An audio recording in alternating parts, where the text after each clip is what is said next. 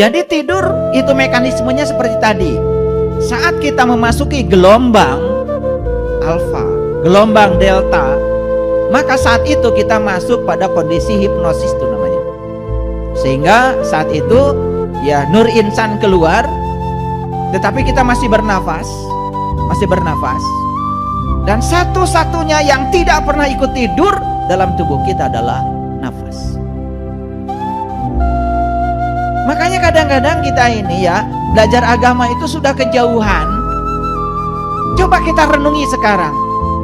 Ketika tidur mata kita tertidur, telinga kita tertidur, mulut kita tertidur, bahkan pikiran kita tertidur, semuanya lupa. Tangan kita tertidur, kaki kita, satu-satunya yang gak pernah tidur adalah nafas. Sedangkan Allah mengatakan, aku gak pernah tidur, gak pernah ngantuk. Kan sederhana. Siapa yang gak pernah tidur, gak pernah ngantuk pada dirimu? Kan nafas. Jadi kalau gitu siapa nafas itu? Kalau bukan dia. Masih mencari kemana-mana, padahal kita setiap hari bernafas. Makanya semua orang-orang belajar kesadaran yang diberdayakan nafas. Fokuskan pikiran pada nafas, sadari nafas, sadari masuknya, sadari keluarnya. Orang-orang belajar kesadaran dimanapun seluruh dunia. Begitu caranya. Kenapa kita selama ini menyadari nafas saja tidak punya waktu? Padahal nafas adalah segalanya. Nafas adalah kekayaan yang luar biasa yang diberikan Allah kepada kita. Karena apa? Begitu hari ini kita berhenti bernafas, semua yang disebut milik kita berpindah tangan dalam sekejap. Bukankah bernafas itu adalah kekayaan yang luar biasa? Kenapa kita merasa tidak punya apa-apa? Padahal hari ini kita punya nafas. Dia yang tidak pernah tertidur, dia yang tidak pernah terkantuk. Makanya saya sering bertanya, kenapa Anda bisa melihat saya? Karena punya mata. Salah. Orang mati juga punya mata, tidak bisa melihat. Orang mati punya telinga, tidak bisa mendengar. Orang mati punya mulut, tidak bisa mengunyah. Jadi sebetulnya yang menyebabkan semua kita bisa melihat, mendengar, mengunyah, dan merasakan semua jenis makanan, bukankah nafas kita? Sesederhana itu aja kita gak kenal. Jadi apa nafas itu? Nafas itu bukti keberadaan Dia sang hidup pada diri kita. Bukti keberadaan Allah pada diri kita. Karena tidur tuh ada ilmunya loh, ada saintifiknya.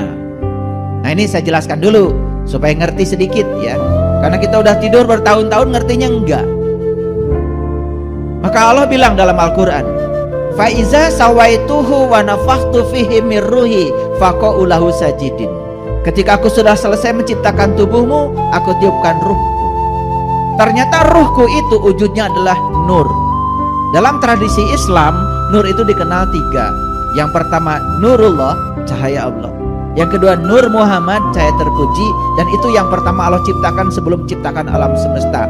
Begitu kata hadis qudsi. Dan yang ketiga adalah nur insan, cahaya insan, yang kemudian sering disebut dengan nafs atau diri atau jiwa.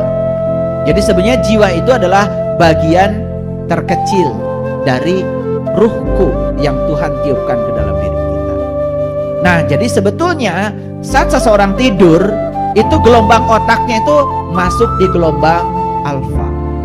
Jadi dari beta masuk ke alfa, masuk ke delta itu.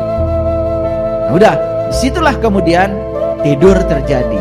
Jadi tidur itu adalah Nurullah dan Nur Muhammad tinggal di dalam sebagai sang hidup, sedangkan Nur insan keluar.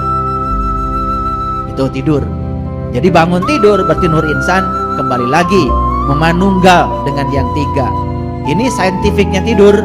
Karena banyak yang gak ngerti tidur itu apa. Saya tanya banyak sekali orang-orang yang cerita ini cerita itu, tanya tidur aja gak ngerti gitu. Nah oleh karena itu maka nur insan ini, jiwa kita ini saat keluar dari tubuh kita, kemana dia pergi? Tergantung kualitas dari jiwanya. Jiwa yang kotor ketika tidur, dia akan bergabung dengan yang satu frekuensi dengan dia. Makanya mimpinya buruk.